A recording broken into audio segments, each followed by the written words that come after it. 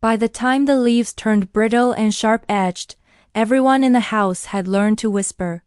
Not because of sickness, not because of grief, but because silence had become a currency, and one woman controlled the exchange rate. She moved through the rooms like she owned the air itself. The hallway smelled of antiseptic and old coffee.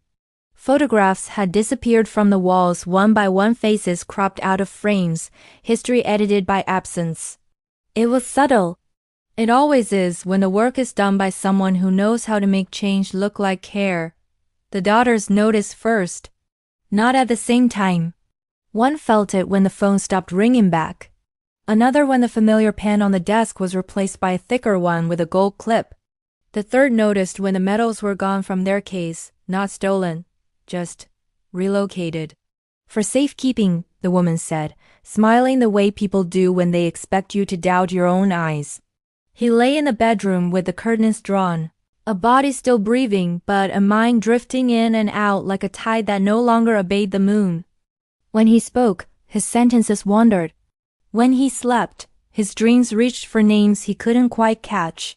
When he woke, she was there, chart in hand, voice calm, words chosen like pills measured to the milligram. The daughters tried to speak to him alone. There was always a reason they couldn't. Medication schedules, fatigue, doctor's orders. Safety, always safety. Paperwork arrived quietly. Forms with thick margins and places to initial. A pen placed gently into a weakening hand. Just to make things easier, she said. Just to protect everyone.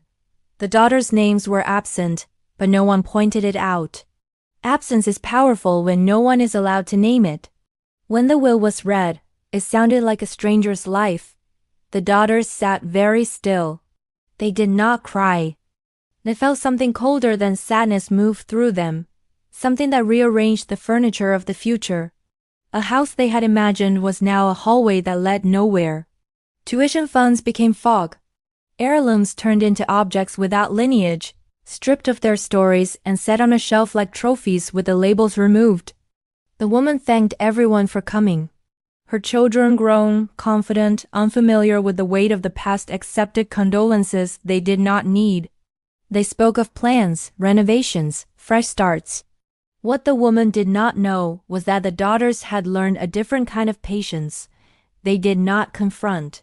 They did not shout. They did not break anything that could be traced back to their hands. They became archivists.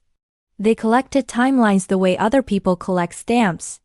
Dates when access was restricted, emails that contradicted one another, medication lists that changed without explanation, bank statements that bent in odd directions, texts that used the language of care while doing the work of isolation.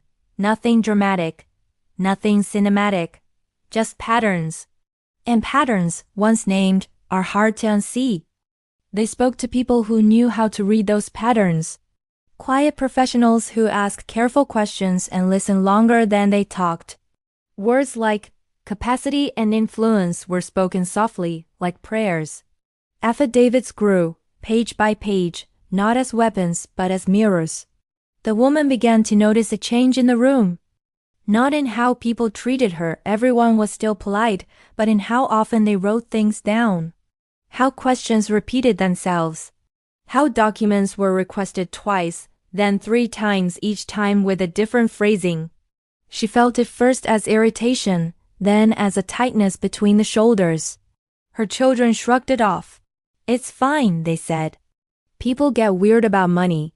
They talked about trips they would take, kitchens they would redo, futures that assumed permanence. Then the letters arrived. They did not accuse. They asked. They asked for clarification, for medical corroboration, for contemporaneous notes, for explanations that could withstand daylight. The woman answered them all. She was very good at answering. She had built a life on answers. But answers multiply questions when they don't line up. A hearing was scheduled. Just a hearing, nothing final, nothing dramatic. The woman wore her best jacket. She spoke with confidence. She explained her devotion, her sacrifices, her love. She spoke of exhaustion and duty and the thanklessness of caregiving. People nodded. Caregivers are believed. Then the timelines were laid side by side. It wasn't the will alone.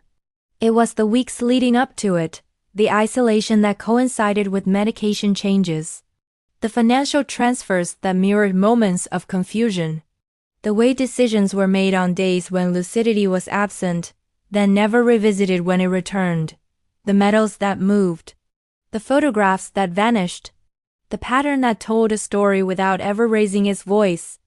The room grew very quiet. Outcomes do not arrive like thunder. They arrive like winter, gradual, inevitable, unkind to structures built on soft ground.